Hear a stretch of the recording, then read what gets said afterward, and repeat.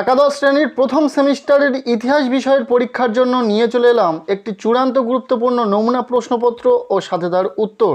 এই প্রশ্নপত্রে থাকা প্রতিটা প্রশ্ন ভীষণ গুরুত্বপূর্ণ, পরীক্ষাতে আসার মতো প্রশ্ন। কাজেই ভিডিওটি সম্পূর্ণ দেখবে, ভালো লাগলে লাইক করবে, আমাদের এই চ্যানেলে নতুন হয়ে থাকলে অবশ্যই চ্যানেলটিকে সাবস্ক্রাইব করে রাখবে। প্রথমে বলা হচ্ছে সঠিক উত্তরটি নির্বাচন করো। এখানে 40টি এমসিকিউ টাইপ প্রশ্নের উত্তর লিখতে হবে। প্রতিটি প্রশ্নের মানে 1 করে, টোটাল 40 নম্বর রয়েছে। প্রথম প্রশ্ন, আধুনিক ইতিহাস তত্ত্বের জনক বলা হয়? উত্তর হবে অপশন নম্বর গ, লিওপোল্ড ভন র্যাঙ্কেকে। এরপর দ্বিতীয় প্রশ্ন, মধ্যপ্রস্তর যুগের অন্যতম বৈশিষ্ট্য ছিল? উত্তর হবে অপশন নম্বর ঘ, কৃষি পদ্ধতির আবিষ্কার। এরপর 3 নম্বর প্রশ্ন, ন্যাচারাল হিস্ট্রি গ্রন্থটি কার লেখা? উত্তর হবে অপশন নম্বর খ, প্লিনি। এরপর 4 নম্বর প্রশ্ন, পশ্চিম রোমের রাজধানী ছিল? উত্তর হবে রোম নগরী, অর্থাৎ অপশন নম্বর খ। 5 নম্বর প্রশ্ন, প্রাচীন বিশ্বের অন্যতম প্রভাবশালী সাম্রাজ্য ছিল? উত্তর হবে অপশন নম্বর ক, ম্যাসিডোনিয়া। নেক্সট 6 দাগের প্রশ্ন, এথেন্সে রাজার বিকল্প হিসাবে কাজ করতেন? উত্তর হবে অপশন নম্বর গ, ম্যাজিস্ট্রেট, যাদেরকে আর্কন বলা হতো। নেক্সট 7 নম্বর প্রশ্ন, প্রাক ইতিহাস শব্দটির অর্থ হলো? উত্তর হবে অপশন নম্বর গ, প্রাক ইতিহাস ও ইতিহাসের মধ্যবর্তী সময়কাল। এরপর 8 নম্বর প্রশ্ন, আমি রাষ্ট্র কার উক্তি?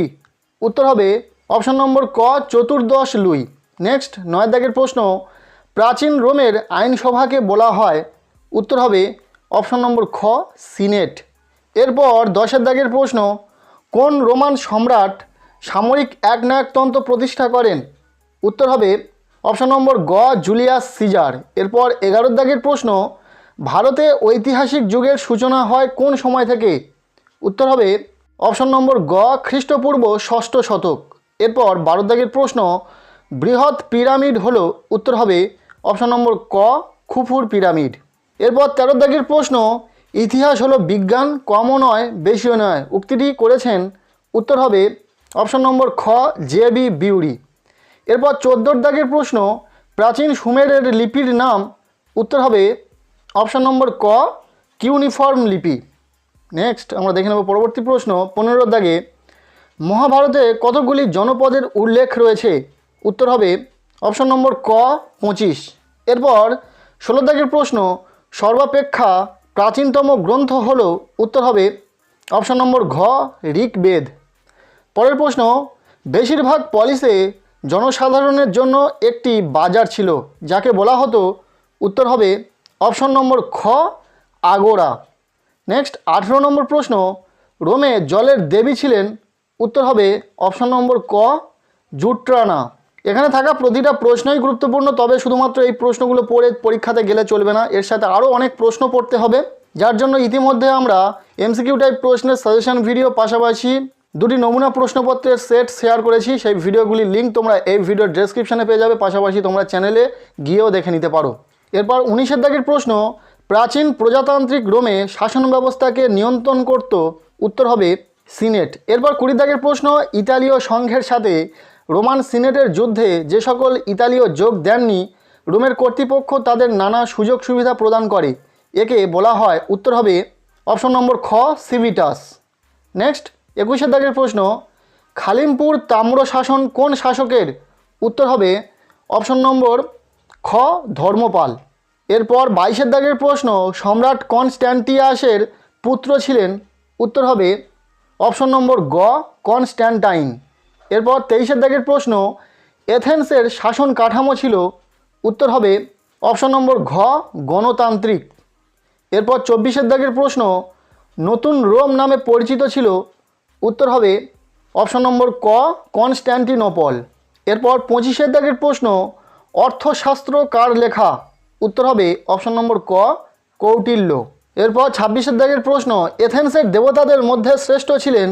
উত্তর হবে অপশন নম্বর গ, জিউস। নেক্সট 27 দাগের প্রশ্ন, পশ্চিম রোমান সাম্রাজ্যের পতন ঘটায় কে?